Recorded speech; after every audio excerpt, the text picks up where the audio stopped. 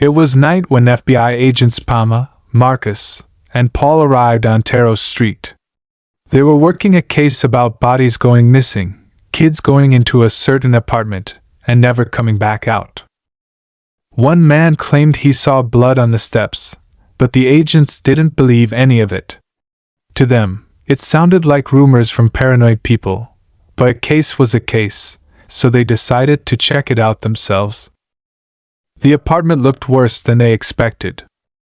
Grass covered the walkway like nobody had stepped there in years, mold spread across the building in dark patches, and dead animals, possums, rats, rabbits, were scattered around the area. A rusty old truck sat nearby, silent and abandoned. The place felt wrong before they even stepped inside, like something had been waiting for them. Palma stared at the building with hesitation. Are we really about to go in? Can we call CSI instead? Marcus shook his head. No. We need to do this ourselves. We haven't had a case in a long time, and if we crack this one, the boss might give us more work. Paul nodded. Yeah, he might be right. This could help our career. I'm in. I got a family to feed. Then he looked at Palma. So you coming? Palma looked at both of them like they had lost their minds. Heck no. Y'all must be stupid if you think I'm going in there to get myself killed. Y'all must have just gotten out of a nut house. I don't care about a career if it costs my life. We should just call CSI. Marcus crossed his arms. No, we ain't calling no CSI. You can leave if you want, we got this. Yeah, Paul added. Go on. We got this. Palma made a disgusted face. First of all, don't talk to me like that. At least I give a heck about my life. I will go, but if I see one creepy thing, I'm out like a light. In the end, she agreed to go in, but made it clear she wasn't staying if things got weird. The moment they stepped inside, everything changed. The smell of rot from outside disappeared, replaced by a clean, almost pleasant scent. The walls were pink and smooth, completely different from the worn exterior, and plants were neatly placed at the entrance like someone actually lived there. It didn't match anything they had just seen outside. Palma looked around and frowned. It smells good in here. It's clean too. Are we even in the right place? It is the right apartment, Marcus said. Palma turned toward him. How do you know? You been here before? Marcus didn't answer. He just stared at her with no emotion at all, his face completely blank. Paul cut in before the silence got worse. Let's go. So they started moving through the apartment, looking around without really knowing what they were supposed to find. 10 minutes passed and nothing showed up. Everything still looked untouched and perfect, and that made it even more unsettling. Then Paul stopped. Guys, he said quietly, raising a hand. Be quiet. You hear that? All three of them froze. Scritch, scritch. Scritch, scritch. Palma frowned. What the heck is that? Paul immediately backed up a step. Yeah, no. I'm leaving. I don't get paid enough for this. Holler at me later. Marcus gave a slight smile. Paul, let's keep moving. Palma shook her head and turned around, walking back toward the front entrance with faster steps now. The uneasiness in her chest had turned into urgency. She reached the exit door, grabbed the handle, and pulled it open. Then she froze. She was staring at herself opening the same door from the other side. Everything went silent. The only thing she could hear was her own breathing. Her hand trembled as she slowly reached forward, confused and terrified, but before she could react, another hand grabbed her and pulled her in. Her scream echoed once through the apartment, and then she was gone. Back inside, Paul looked at Marcus. "Did you hear that scream?" Marcus's eyes shifted, but he didn't look scared. "I didn't hear anything." Then he looked at the wall. Blood began running down it in thick streaks.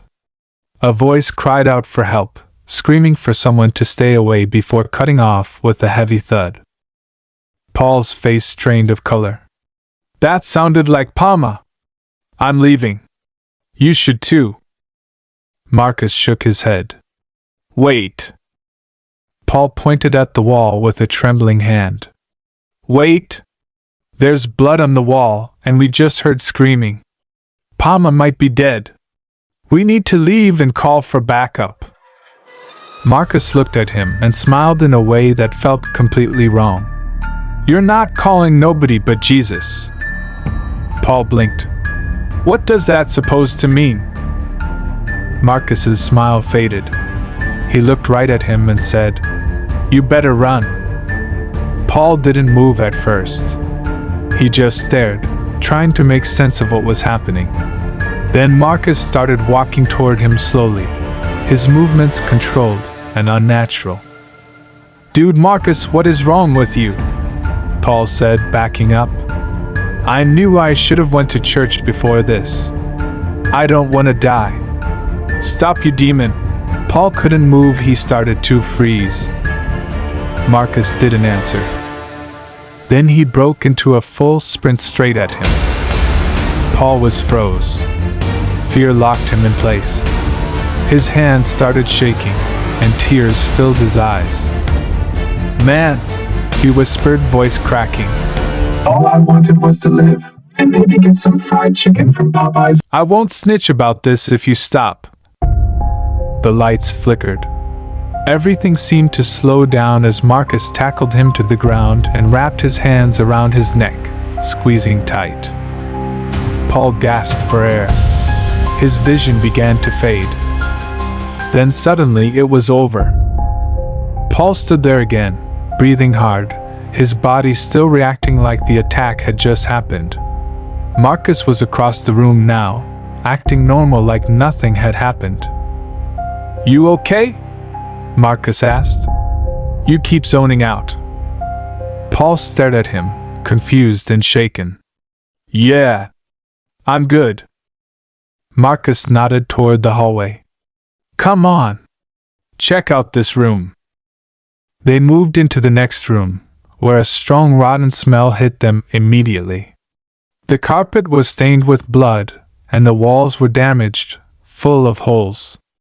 Paul's eyes landed on something near the floor. A body. His breath caught. He stepped closer, slowly realizing who it was. Palma. Then he looked around in panic. "Marcus! Marcus, come here! It's Palma!"